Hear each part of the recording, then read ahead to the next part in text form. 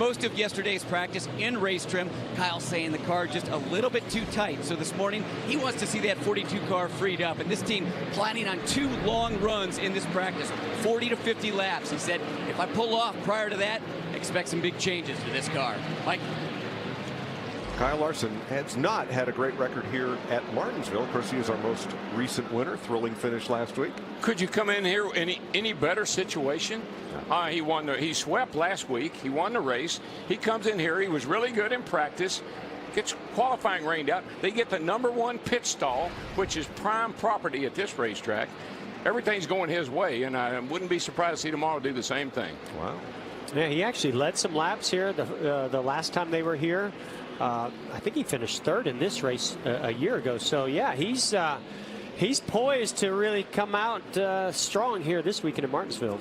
So a couple of cars are in timeout to start this practice. Larry McReynolds. Yeah, we have 4 drivers because of being late and failing inspection last week at Auto Club Speedway. Normally they would have served that penalty on Friday because of the abbreviated practice yesterday due to weather. Denny Hamlin, Trevor Bayne, I'm sorry, not Trevor Bayne, but Ryan Blaney, and Trevor Bayne and Jeffrey Earnhardt. Those 4 drivers will serve a 15-minute penalty to start this practice. They have to sit on pit road for 15 minutes. And Mike, I think it's funny how in our conference call on Tuesday, we talked about things to watch for at Martinsville. And wheel hop was something that came up in our conversation. We thought, well, it happens occasionally. But, man, were we spot on when we said that's something to watch this weekend. And one of the things Jeff and I were talking about, you see that little rear blade right there? The cars don't have any near the rear downforce that we're accustomed to having at this racetrack. So you throw in a little extra rear brake, a little less rear downforce, and maybe a driver aggressively going off in a corner, and you're going to create wheel hop, which we've seen quite a bit this last couple of days. Yeah, and I talked to some drivers that are running Cup and truck this weekend, and they said, I don't have any of those issues in the truck. And I said, well, what do you think it is? Yeah, the trucks have a little less power, but you know what they have? A huge rear blade, a lot of drag, a lot of downforce. And so they don't, not only are they not carrying the speed in the corners that these Cup cars are, but they have rear security that they don't have in the Cup car. So I hate to tell Daniel Suarez this, but this is probably going to be one of the toughest Cup weekends we've seen in a long time here at Martinsville because of that tiny blade. So timing might not be the best thing for a rookie right now.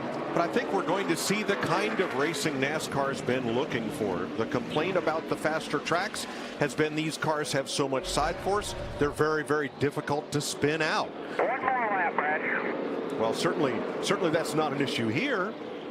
No, side force is not a big issue here like it is a mile and a half where you're running 200 miles an hour. Here it's real downforce, rear downforce, and that's what they're lacking.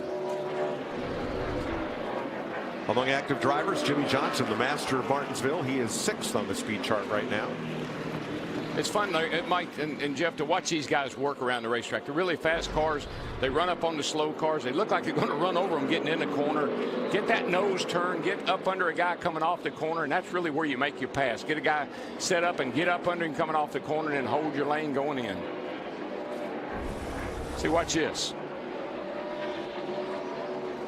Suarez has struggled a little bit. There's Stenhouse. He gets a nose alongside, and Suarez knows he's there, and he lets him go. And that's the perfect example of how you set up a pass. You could see where the 17 went in there, and he diamonded that corner, got that straight shot off, was able to get to the throttle a little bit earlier. And if you leave 1 inch off the bottom, like we just saw Suarez do, he left about a foot on the bottom, and look what happens. Clint Boyer takes advantage of it. And what Daniel needs to do is jump in, and Suarez right here, jump in behind Clint Boyer and get some rhythm going. Get in behind somebody that's pretty good here, and Boyer is. See how he's getting around the racetrack, and then see where you're losing, gaining. But right there was a good example. Again, Boyer he drove off and left Suarez up off the corner, and that's where Daniel's having trouble getting back to the throttle. And that looks like where all the speed is here. Corner, exit. Yep. If you get up off the corner, that allows you to get inside somebody and then beat them into the next corner. Yeah. Daryl, you have taught me, coming to Martinsville with you for 17 years, in like a lamb, out like a lion. Looks like to me Daniel Suarez is trying to go in like a lion, and that's not working. No, Larry, when you do that, you're on the brake. You can't help but be riding the brake. You're not stopping the car. You're riding the car down. When your foot's on the brake, the car won't turn. When you let your foot off the brake, then the car wants to snap loose. So you got to learn how to get on the brake and get off the brake so you can get back to the throttle. And you know, things happen so fast here. I mean, these are 20-second laps, and right now Daniel Suarez is extremely frustrated. Things didn't go well yesterday. Things obviously aren't going great so far here in practice either.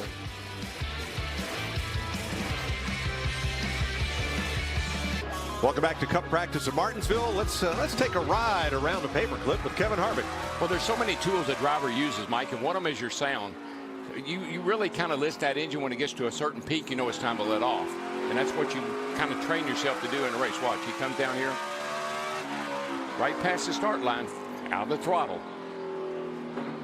How much brake do you think he's using, Jeff? Yeah, I mean, you know, if you look at pressure-wise, it's pretty high. It's probably, you know, 600-800 pounds of pressure at the line there. But you know, when you're actually pushing the brake pedal, it doesn't feel like you're pushing it that hard. One of the things I really noticed when we were on board there with Kevin Harvick, there are no indicators on the wall as to where to lift. There used to always be a marker, something painted, some type of cone, and so there's nothing on the wall. So he's going to have to use those cones or those brake markers that are on the fence. But to me, that's something that's changed here. We have a lot of signs on the back straightaway to use, but nothing on the front. See, and it's funny you say that because I never used markers. I couldn't be looking off to my right or my left. I had to kind of focus where I was going. I just used the sound. And I could always tell when I needed to let off by the sound. You know, the engine's at 9,000, lift. The engine's 9,000, lift. It was just a sound, a rhythm that you got into.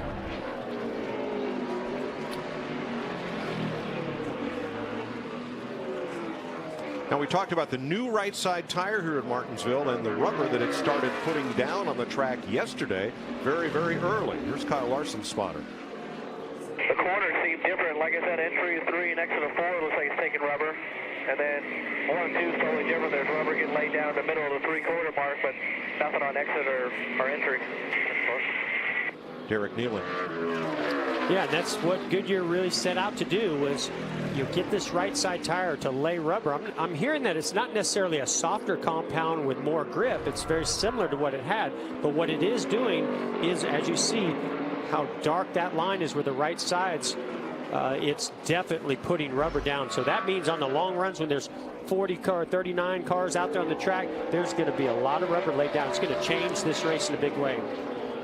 Mike, I used to get up on the wall here and watch the cars practice, and I'd watch the car come off a corner, and if the car snapped loose right about where Kyle Busch was right there, you kind of felt like that guy was going to have trouble in the race. Then we go down to turn 1, and he's headed down that way now, and watch the guys, if they had to turn right a little bit before they turned left, that was another guy that might be in trouble during the race. So there were a couple of things we always kind of watched for, who we thought would be tough, who wouldn't, who would be competitive, and who we'd have to beat. Jeff, you just raced here last fall, and a thing the crew chiefs were telling me, especially with the forecast being in the high 60s tomorrow, is the more rubber going down on that concrete, you really have to constantly work to free the car up. It just gets tighter and tighter and tighter. It will not turn the more rubber that goes down on the concrete. Yeah, and Larry, don't you think that's where a driver, like on a caution, you pick a lot of that rubber up on the hot tires and kind of cleans the track up a little bit? A lot of times you'll hear a crew chief say, hang with it, it'll come to you, because you got to put that rubber back down and get the car back to some, you know, where it was before the caution came out. Does that make sense? I always like to run my car a little bit tighter and then move around as that rubber lays down. But if you don't run your car tighter and it rolls through the center and there's no rubber being laid down, you're going to wear those rear tires out. You know, if I played fantasy NASCAR, and I don't, A.J. Allmendinger would be my dark horse pick this week. You see the trucks all lined up there to be worked on, and that is significant to both this and the next practice sessions. The timing lines at Martinsville along pit road, here's start finish over on this side, are the same as last year. There has been no change. So because those trucks are using the pit road as their workspace, NASCAR is not able to display the pit road segment times to the teams in practice as we've seen the last couple of weeks. There's the problem is there's pit entry. Pit exit, excuse me, that's pit exit over off turn number 2. But as NASCAR explained to the teams, since there have been no changes in the timing lines since last year, all of last year's data should be able to be used, so that we don't expect more speeding penalties tomorrow than usual. Yeah, Jeff and I were looking at the pit selection, and Ganassi, they got it covered, don't they? They do, yeah. You have the one cars in pit stall 42, which is down where we're looking at right here. Yeah, here. Turns, yeah, it's probably down around that area in 3 and 4. And then the 42 of Kyle Larson is in the #1 pit stall. Hey guys, the problem, you circled it on the telestrator, is most of these segments are roughly 130 feet long. But that last segment leaving is where a lot of drivers get busted, is only 54 feet. Really easy to get busted. Plus you're turning in a radius right there. Well, Larry, that's why they've adjusted that line. The pit exit line used to go straight across the racetrack, and now, if I forget my geometry, but it runs across the radius of that curve down there, so it's equal whether you're in the right or the left lane. Yeah, boy, Ryan Blaney just locked it up big time getting into turn 3. Bunch of smoke coming out from the car where he locked up the tires. I think I'll take a look at it. Drives off in here pretty good. Look at that left front. Now that's where we talked about with Daniel Suarez. They wanted to put more rear brake in it because he was locking up the left front. And the problem with that, you put all that rear brake in it, now you start wheel hopping or locking the rears up. There's a very fine line on how you enter the corner, how you use the brakes, and how you balance out front to rear. Jamie? And Kurt Busch has been out and in a couple of times already, just came back into the garage, coming off a rough run last week for 3 of the 4 Stewart-Haas racing cars. He finished 24th last week, but yesterday Kurt Busch was one of the few that got out in race runs. They were in race trim, just trying to feel out that new right side tire. They had a good direction for this practice. They tried to free him up. They went a little too far, so now they're making some bigger changes for the 41. Chris? Well, since qualifying was canceled yesterday, Chase Elliott, he was actually okay with that because since he's second in points, he gets to start up on the front row. And he said this racetrack's still a bit of a puzzle for him. So anything like that, he's going to take it. Right now, still trying to get that car underneath him. Talking to his crew chief, Alan Gustafson, this morning, he said this practice is all going to be about running laps, trying to get him to work on that timing, that rhythm of the racetrack, everything to do with the steering wheel and also the brake and throttle. Thanks, Chris. Now, only 6 cars have run 20 consecutive laps, but look who's at the top of that list. Well, didn't we hear them talk about if Kyle Larson runs the long run, that means he's happy with it. If he runs a short run, comes in early, it means they got to make some changes. Well, he's lap 27 now. He has the best average consecutive lap runs of, what, 10 and 20 lap runs. So I'd say he's pretty happy with it. What I'm noticing about that car is it's solid. It doesn't do a lot of moving around. I mean, he's run a lot of laps here on tires. The car still looks really stable up off the corner. He's getting in nice and smooth. I think he's pretty happy with this car. You know, let's go back and talk about qualifying. A lot of people were perplexed when the sun came out late yesterday afternoon and the track dried. But when NASCAR, after they had started the inspection process yesterday afternoon, there was a bad thunderstorm came through here with lightning and even the possibility of some tornado type experience. So inspection had to be shut down. When the rain ended, NASCAR took a look at their timeline and they realized it would take till at least 7 o'clock to get everybody through inspection to begin qualifying. And given that long length of time, that's when the decision was made. Cancel qualifying. We'll start the race per the rule book. I just think also the teams had to take a deep sigh of relief because these teams have been on the West Coast for 3 weeks. They traveled long and hard to get home, to get up here. I think the teams probably said, man, thank goodness we didn't need any overtime today. We've had enough of that. I don't know. I was kind of excited to see those lights come on here at Martinsville. Oh, yeah, they'll throw them on here one of these days. Lights? This place is Wrigley Field. It'll never have lights. Hey, this is a great shot. This is all right. So, I'll tell you, so the shot I really like is when we go inside. Oh, no, you get to see his feet. When you start seeing what the little tap dance you do here, they talk about 3 taps. Well, you want to see some tapping? Watch that right foot on the throttle, how easy he gets to wide open. Heavy on the brake pedal. Look how he starts to taper out of it. Squeeze into that throttle. Look how he started to get wide open. He had to get back out of it. That's all because of wheel spin.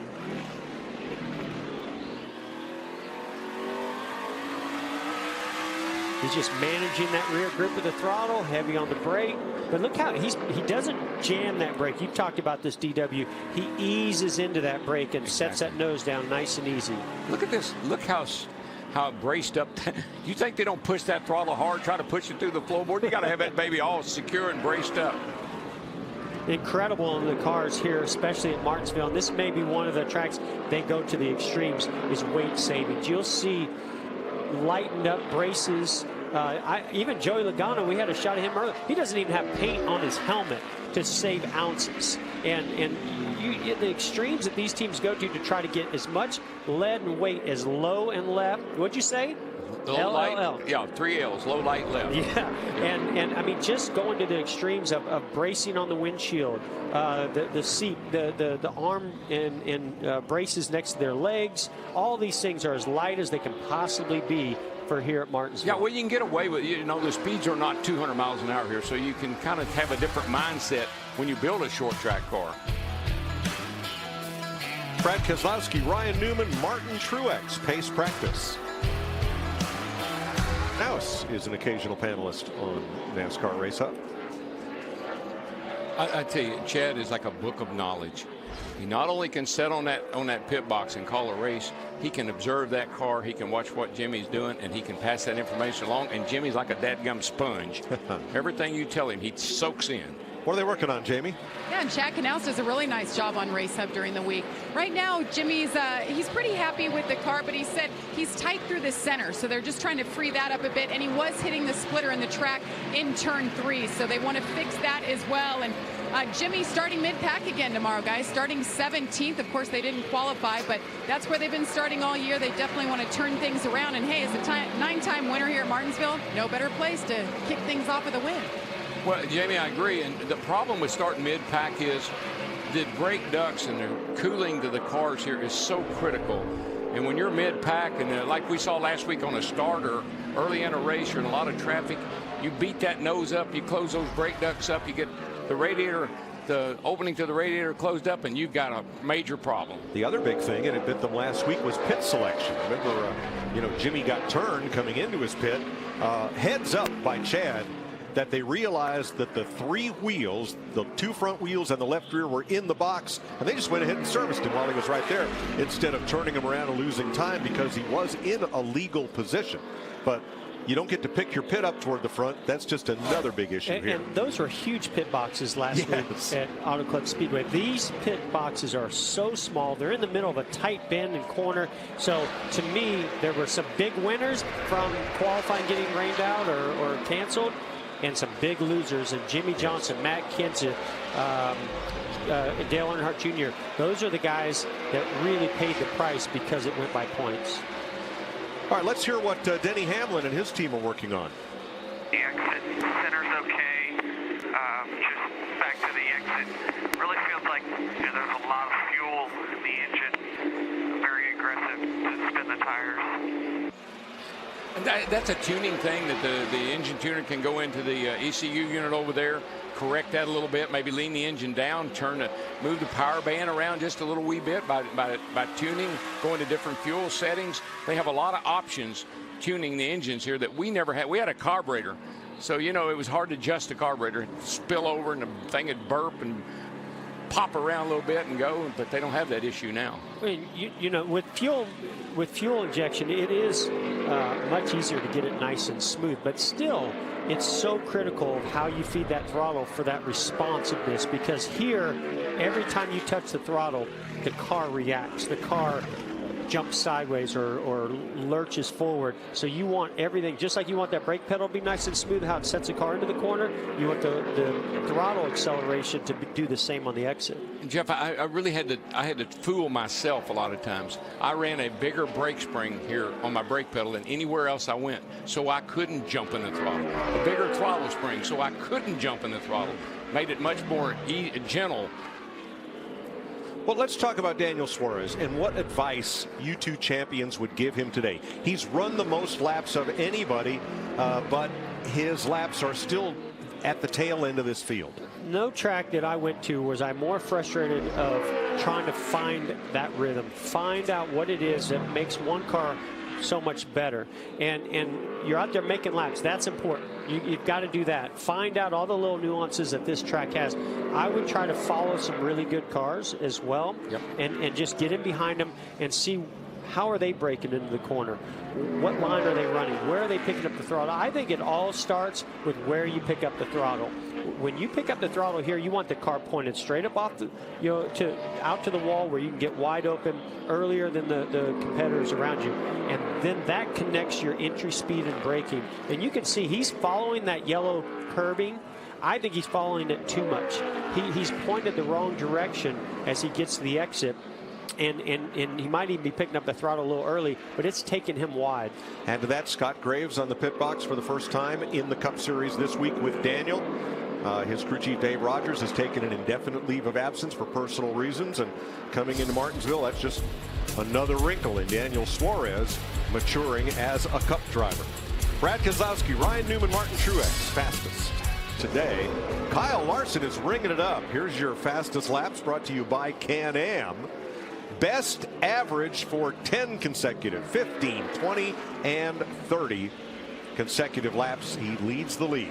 I think he's the only guy that's run that many laps. He's been out there a long time. But I like what he's doing. I think it's smart. Well, and when I watched him the last couple of races here at Martinsville, he was very quick in the early stages, say 20 laps, 25 laps maybe even in the run. Where he's really struggled is the latter portion of the runs. The car's gotten extremely loose. So I think that's why they're really trying to run a lot of laps. Larry, what do you have on that? Well, guys, here's what they actually did. They started this practice, and he ran 40 consecutive laps. His first lap was a 2021, and he was still running in the 70s at lap 40. What Chad Johnston did, brought him in the garage, made some changes, put another fresh set of tires on his 42 car, and I think he's going to make another long run here. I just think it's smart. I mean, you're starting on the pole. That is a big advantage at this racetrack. And if that car's pretty good on the long run, he should be able to stay up front all day long, stay out of trouble, and have a great shot at winning this race. Boy, now there's a throwback. The 3 and the 43 racing together in Martinsville. How about that?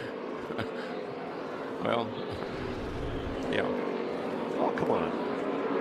No, it's great. Just squint a little. It's okay? great, but I know what's going to happen. Oh, well, if things were the way they were. I've seen this movie before. Yes, you have. But it's now Austin Dillon and Eric Almirola. It ain't the 3-tap rule with that 3 car. It's the wrap rule. Hey, I got taken to school on that by our Kenny Wallace. Dick Trickle. Oh, yeah. Apparently coined the 3-tap rule, which means 1 to let you know I'm there, 2 I need to get by, and 3 you're going around. Well, if Dick Trickle made the 3-tap rule famous, then Teddy Christopher made it infamous and used it to great effect. And Earnhardt said, I don't know nothing about all that. I'm coming through. Another bit of uniqueness here to Martinsville. The curbing on the inside of the racetrack. Let me tell you about that curb.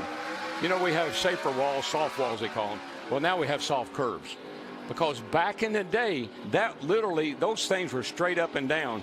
And, buddy, let me tell you, you could you can get stuck on one of those curves. And certainly if you hit one of them, Jeff knows this, it would mess your car up and shoot you up the track and sometimes wreck you. Yeah. And this is a nicer transition into the curb by it being angled. But to me, the effect is still the same. If you get on that curb and you're underneath a car, maybe it doesn't shoot you right into that car and wreck both of you, but you're still going to make contact with that other car. So I think this is a nice step that they've taken here. They just rounded them up a little bit. I kind of liked it when it was that big curve. I liked it too. Because I could run right up against it. You had to stay off of it. Just put the wheel to it, just stay right up on it. I kind of liked it. All right, here's Chris Neville. Well, Martin Truex Jr. having a good run right now. 3rd on the board. You've made a couple different changes there. With the rain yesterday, is the track starting to come in? Are you guys getting an idea of what you've got?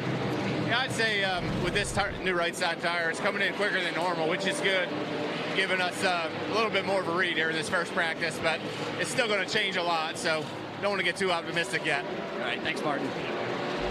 Now, this is NASCAR's shortest and thus slowest track in terms of maximum speeds, but don't be lulled to sleep thinking it's not dangerous. There's no time to react. You know, you're going down the straightaway. What do you got, 120 miles an hour, 30 maybe down these short straightaways? And if anything happens, buddy, it happens just like that, and there's nothing you can do about it. And you're taking the car right to the edge of the limit of where you can slow the car down and still make the corner. So if anything goes wrong, either a brake issue, a tire issue, or a stuck throttle like we saw there with Martin Truex Jr., you're going to make heavy contact with the wall and find out that you're going a lot faster here than you think. 12-degree banking in the turns, but boy, they look flat, don't they? when you're out there. They feel like they're banked the wrong way when you're out there. They feel like you're going to fall off the track. Now, first Cup race here was in September 1949. The track actually opened in 1947, prior to the formation of NASCAR. We'll have more on that tomorrow during the pre-race. 19 minutes to go in our first practice session this morning. They're your all-time winners. I feel pretty honored to be on that list there, DW. Okay, and I do too, Jeff. It's I think back to 11 times winning here. It just seems it's like a dream. I never realized that until you kind of retire and stand up here and you see your picture taken up there with the king. You know, and you say, "Wow, that's pretty cool." Let's join Jamie. And Danica Patrick tends to be really good here. You guys finished 7th here 2 years ago. Right now you turned 14 laps. What is it that you're trying to make better on this car? Everything feels pretty good other than the fact it just doesn't turn in the middle well enough, especially late center and on initial throttle. So we're just playing around. We're taking this first practice and just doing bigger changes. We've kind of left all of our tires for the second practice. So yeah, first change didn't work. So let's try this one. And I think that you have to be really careful how you analyze that first run on the, this long practice, because there was no rubber on the track. The track's going to change quite a bit throughout the day. It's going to change quite a bit throughout the race. So it's always, this is testing, right? It's practice. This is the time to try different things. But I wouldn't be surprised if the track's changed so much by the time they go back out with their next change that you're going to be able to truly evaluate whether that helped the car, hurt the car, or did the track change. Get your fans. You heard him saying 5 laps to get your fans on. Usually that's brakes. You want to get a little bit of brake temperature going before you put on the brake fans and start cooling the shoulder of the tire and those brakes. If you start with those fans on, a lot of times you can have some other issues building. The rotors can get a little bit warped, or the way the pads take to that rotor and get a vibration in the pedal. Mike, we talk about the history of this joint. We always talk about the concrete turns. You know why they're concrete? My recollection is that the wide tires from the modifieds and the weight of the Cup cars produced so much cornering force that it tore up the asphalt. Exactly. Well, Clay Earls was, I mean, he liked this place to be immaculate. So we would come here and it'd be hot. And old cars would just dig up his racetrack. We'd dig the corners up, leave a rut in it. Every time we could leave here, that it had to be repaved. You had to do that 3 or 4 times. He said, "I'm tired of doing this. I'll fix you knuckleheads." So we came back, and he had concreted the turns. And we said, "Man, you can't do that. We can't race on concrete." Well, lo and behold, we have concrete turns here. And for that very reason, I think we've, well, maybe have we ever torn up the concrete here, Jeff? Oh, here we go.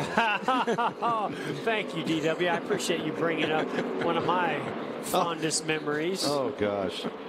Yeah, entering turn 3, a piece of concrete came loose from that surface. And where did it go? Right through the radiator of Jeff's number 24. Yeah, it actually hit the sway bar. Well, we didn't have splitters. Okay. We had air dams, but it actually got to the sway bar arm and tubing and really hurt the handling and the chassis underneath the car. We actually were able to repair the car somewhat, come back and finish 6th in that race. But boy, what a dominating car race we had going up until that point. So we can tear up the concrete. Yes. Not very often, but we can. Not anymore. Concrete's not indestructible. No. You're on FS1, 12:30 Eastern Time. Well, I give Daniel Suarez credit. He's run a lot of laps, and he's trying really hard. I mean, he's trying to follow cars, and every time he gets behind somebody, they run off and leave him. And folks, we're not trying to pick on Daniel Suarez. We love Daniel Suarez. It's just that's how challenging this racetrack is for a rookie. His biggest issue is what happened to him yesterday. That wheel locking up and wheel hopping has created him to be so timid getting in the corners. That's where he's losing a lot of his time. And that was a really good visual of getting onto that curve. Even though it is tapered the way it is now, it still upsets the car quite a bit, especially if you hit it on the exit like he did. Yep.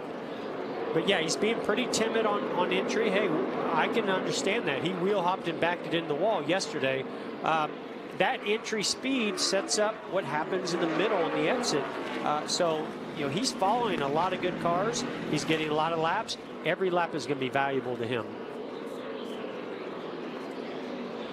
Now, Chase Elliott will start second tomorrow as they start based on owner points coming into this race. He's 19th on the speed chart, Chris. Yeah, Chase Elliott's made about 4 different changes to that car. Pretty much just saying the car has been tight in the center. And one thing that they did interesting midway through practice is they changed the size of the steering wheel. They went to a smaller steering wheel in that car. And I asked the team about that. They said they looked at some data off of Jimmy Johnson's car and saw that Jimmy was able to add more steering in the center of the corner. And Chase said he was maxed out. So by going to that smaller wheel, he's able to add about another inch or 2 of steering. Yeah, and to follow up on what Chris is saying there, when you have a bigger wheel, what maxed out is there's a place where every driver likes his hand to be, or her hand to be, in the middle of the corner at max steering. So if your bigger wheel, you don't feel like comfortable turning it further, you put a smaller wheel in. Now the wheels will actually be turned further when your hand is in that same position. Yeah, that's why they put that, you know, you put that yellow piece of tape up there. That's your center. And I don't know about you, but if I didn't get my steering wheel indexed properly, if I got the spokes off, I mean, it's a round wheel. You wouldn't think it'd make any difference. But if those spokes weren't level when I'm going down the straightaway, I couldn't even drive the car. And you know, DW, with all the camber and caster and things that they run here, the car actually on the straightaway is trying to pull left. You're turning to the right. I actually noticed a shot earlier with Clint Boyer. He's actually turning a little bit right down the straightaway, and that used to drive me crazy as well. I always wanted it straight up and down. Yeah, same. Now, I must get asked on Twitter at least once a week. Now, there's the index mark on Kevin Harvick's car. You see at the top of the wheel. And a lot of drivers now have 2 pieces of tape in different places on the wheel. Part of that can be when you come in the pits. The tires, depending on the way the tires set in the fenders, maybe you need to have the steering wheel in that position to get the tires in and out of I think pit stop. Another thing can be what? I think you're spot on, DW. I think that's for the pit stops. When the right side drops, they turn that wheel a little bit to the left, helps the pit crew get that wheel from out underneath the fender well. So one mark is to show where the top of the wheel should be when you're going straight down the straightaway, so you know the front end's not messed up. Right. The other one is where to index the field for the wheel for changing tires. Exactly. Makes sense. Right. Thank you.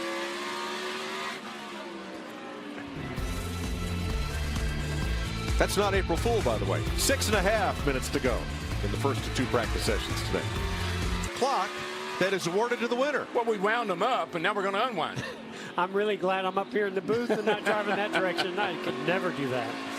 A little loose getting in. Yeah. You won't turn in the middle. or was that off? I don't know where I am. That is just wild. That is wild. I'm going to hit the wall going this way. Yeah, I'd be all over that curb. I don't like being over by that wall. Let me get away. Good grief. Thanks to Colby Bourgeois, our technical director, for coming up with that little bit of April Fool's whimsy. Clockwise. Racing you mean clockwise. That's not really happening? Whoever heard of such a thing? Jamie. A.J. Allmendinger came so close to winning this race a year ago, and here you are, top 5 again. Your crew chief is back from 3 weeks suspension. How close do you guys feel like you are for tomorrow? We're getting there. It's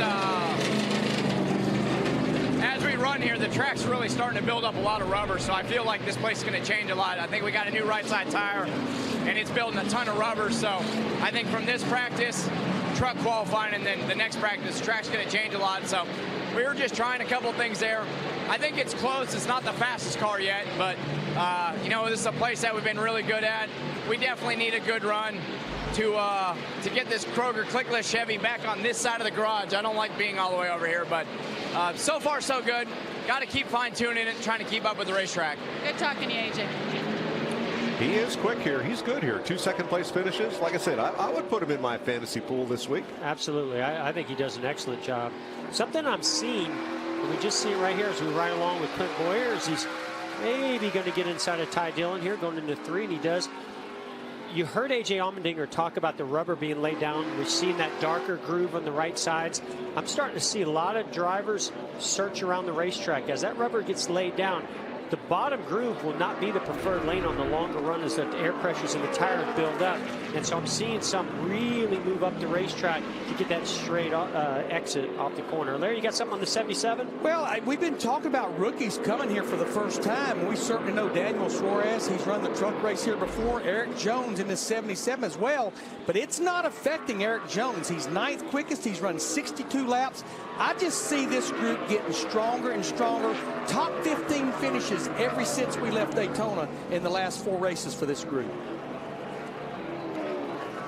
They've done a great job, and kind of quietly, here he is in the top 10, but doing very, very well. It's funny you say that, because quietly is what he reminds me of. He just quietly gets it done. Well, Kyle Larson has dominated this practice. Best 10 consecutive laps, best 15, best 20, best 30, best everything except individual fast lap, which is Brad Keselowski. Ryan Newman right up there with him. Martin Truex, Joey Logano, A.J. Allmendinger are the Fast 5. Looks very familiar to something maybe I saw a week ago. Yes, it does.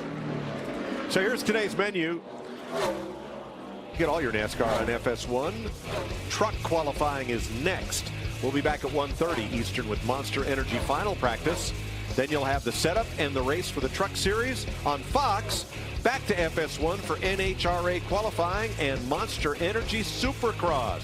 All your motorsports right here across the Fox networks today.